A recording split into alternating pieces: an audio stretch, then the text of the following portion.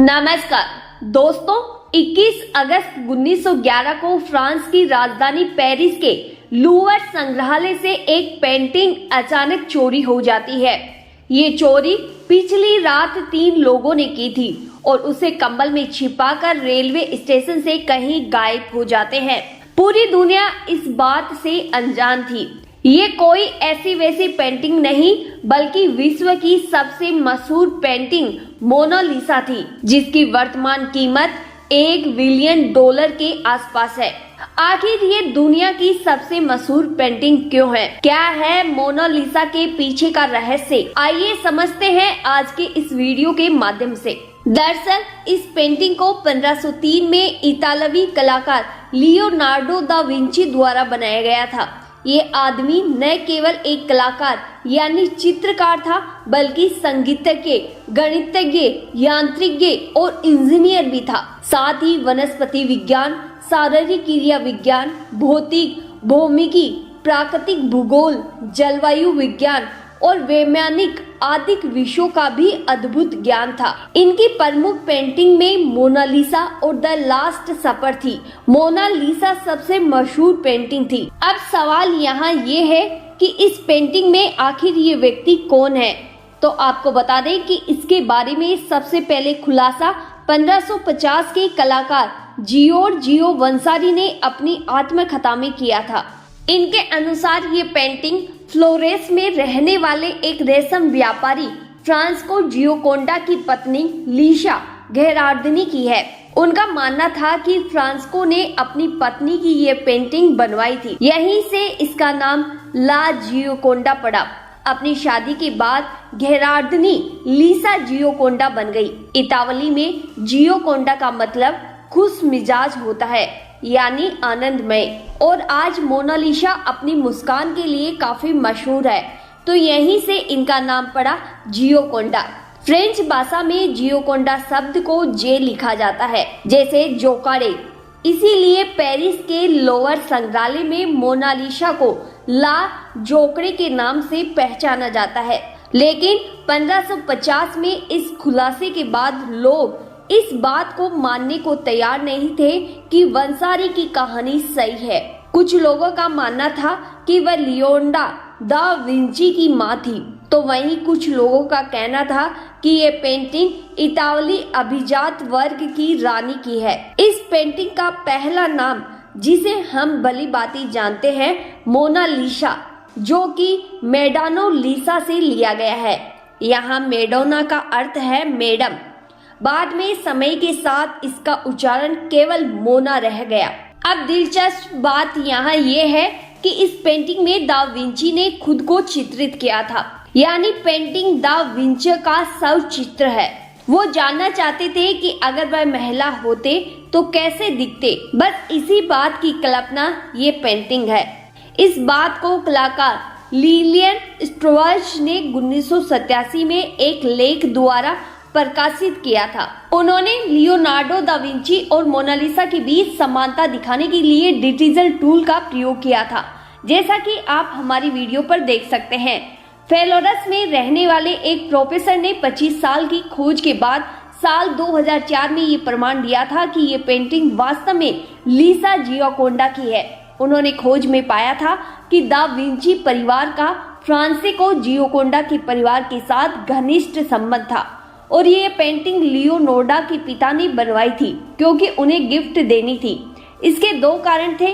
पहला, 1503 में फ्रांसिस्को और लीसा ने अपना घर खरीदा था, और दूसरी 1502 में जब लीसा ने अपने बेटे को जन्म दिया था। दूसरी वजह उचित लगती है क्योंकि 1499 में लीसा ने अपनी एक बेटी खो दी थी। अगर आप इस पेंटिंग को थोड़ा सा ध्यान से देखते हैं तो पाएंगे कि लीसा के सर पर घूंघट नजर आएगा, और ये तब किया जाता है जब घर में किसी की मृत्यु हो जाती है। अब सवाल यहाँ फिर से ये आता है कि दा विंची और मोनालिसा दोनों इटालियन थे, तो पेंटिंग फ्रांस में क्या कर रही है? तो बता दें कि साल 1516 में लियोनार्डो को फ्रांस के राजा प्रथम चेटी डी अम्बोबोइस के पास क्लोस लूस में काम करने के लिए बुलाया गया था, और फ्रांस जाते समय लियोनार्डो इस पेंटिंग को साथ ले गए क्योंकि ये अभी भी अधूरी थी। 15 साल तक इस पेंटिंग पर काम किया था।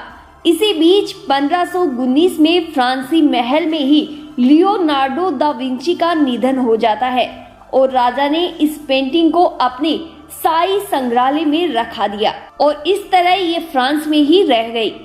इसके बाद करीब 150 साल बाद 1797 में फ्रांसी क्रांति होती है। तब ये पेंटिंग लोवर संग्रहालय के पास चली जाती है, जहां से साल 1911 में ये चोरी हो जाती है। जैसा कि हमने आपको वीडियो की शुरुआत में बताया था, इस चोरी का मास्टरमाइंड विंसेंट जो पेरुगिया था। इसका मानना था कि ये पेंटिंग इटली की है और ये पेंटिंग चोरी कर लेता है। जब ये चोरी की खबर चारों तरफ फैलती है तो चोर की तलाश में कई जासूसों को ये काम सौंपा जाता है। 2 साल तक विनेसेंजो पेरुगिया ने अपने घर में इसको छिपा कर रखा। फिर एक दिन फ्लोरेंस के एक आर्ट डीलर जियोवानी पोगी को ये बेची जाती है, जहां जियोवानी समझ जाता है कि ये पेंटिंग चोरी की है और ऐसे विनेसेंजो पकड़ा जाता है और 6 महीने की सजा भी सुनाई जाती है। 4 जनवरी 1914 को ये पेंटिंग फिर से प्रदर्शनी में रख दी जाती है, जहां ये आज भी बुलेट प्रूफ ग्लास के पीछे रखी गई है। इस चोरी के बाद मोनालिसा सबसे लोकप्रिय पेंटिंग बन गई और इसके पीछे हाथ था इस चोर का। अब फिर से यहाँ ये सवाल खड़ा होता है कि इस पेंटिंग में ऐसा क्या खास है कि ये इतनी मशहूर है। तो आपको बता दें कि अपने आप में एक अद्भुत तरीके से इसको चित्रित किया गया है। मोनालिसा पेंटिंग की बात करें तो सबसे पहले इसे कागज, कैनवास या कपड़े पर चित्रित नहीं किया गया था, बल्कि इसे चिनार की लकड़ी पर चित्रित किया गया था। उस समय इटालियन चित्रकार पेंटिंग के लिए इस लकड़ी का प्रयोग करते थे। ये पेंटिंग 77 सेंटीमीटर मल्टीप्लाई 53 सेंटीमीटर की है। ये खास इसलिए भी है क्योंकि ये इटली की पहली पेंटिंग है। उस जमाने में ऐसी पेंटिंग कोई नहीं बनाता था। हालांकि ये लकड़ी पर चित्रित की गई थी, इसे उमस और नमी से भी बचाना जरूरी था, इसलिए पेंटिंग पर वार्निश की परत लगाई गई थी। बता दें कि दा विंची ने इस पेंटिंग में एक बहुत ही खास पेंटिंग शैली का प्रयोग किया था, जिसे सुमाटो तकनीक कहा जाता है। अब बात करते हैं मोनालिसा की मुस्कान की। तो इस मुस्कान को जितना गौर से देखते हैं उतना ही चेहरा गंभीर दिखाई देता है, लेकिन जैसे ही आप मोनालिसा की आंखों में देखते हैं तो आपको एक बेहद ही प्यारी मुस्कान दिखाई देती है। मुस्कान को परफेक्ट बनाने के लिए दा विंची ने सबसे ज्यादा समय लगाया, यानी लगभग 12 साल। उन्होंने फ्लोरेंस के एक अस्पताल में कई रातें बिताई, जहां वे जाकर D3 एडी शवों की त्वचा निकालते थे और चेहरे की मांसपेशियों और नसों का अध्ययन करते थे। उन्होंने अपनी किताब में लिखा था कि होठों को हिलाने वाली मांसपेशियां किसी भी जानवर की तुलना में मनुष्य में अधिक पाई जाती है। साथ ही घोड़ों पर अध्ययन किया। शायद इतिहास में ऐसा किसी अन्य कलाकार ने शायद ही किया होगा जैसा दा विंची ने किया था। बता दें कि मोनालिसा की एक पेंटिंग नहीं बल्कि 2 पेंटिंग है। ये केवल एक थ्योरी है।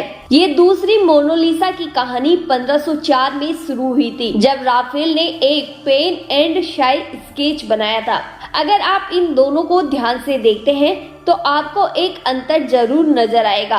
राफेल के स्केच में राफेल ने मोनालिसा पेंटिंग में आपको 2 कॉलम दिखाई देंगे। इधर शोधकर्ता का कहना है कि राफेल ने मोनालिसा के पेंटिंग को आधार मानकर ही इसे बनाया था, लेकिन जर्मनी के कला इतिहासकार प्रोफेसर प्लंती ने 1993 में अपने शोध में कहा था कि राफेल वास्तव में जियोकोंडा के परिवार के सामने रहता था, इसीलिए ये पेंटिंग महिला के साथ उसी मुद्रा में बनाई गई थी। तो वहीं 1914 में दुनिया के सामने मोनालिसा की दूसरी पेंटिंग सामने आई थी, जो लंदन उपन्यासकार जॉन आर आयर के पास थी। ये 3.5 इंच लंबी और 5 इंच चौड़ी थी। जब आप इन दोनों पेंटिंग्स को देखेंगे तो आपको अंतर नजर आएगा कि लोअर मोनालिसा की मुस्कान रहस्यमय है, जबकि दूसरी मोनालिसा की मुस्कान सामान्य है और ये उम्र में भी बड़ी नजर आती है।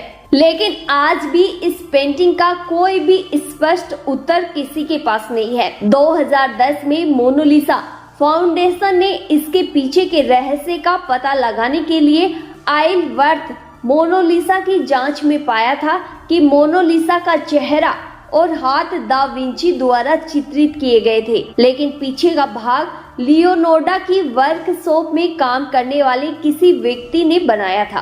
खैर, देखा जाए तो आज भी इस पेंटिंग का सटीक रहस्य केवल एक कल्पना मात्र ही है। इसका मेन रहस्य क्या है वो आज तक किसी को भी पता नहीं लगा है। उम्मीद है दोस्तों आपको ये वीडियो काफी पसंद आया होगा और कुछ ना कुछ नया भी जानने को मिला होगा।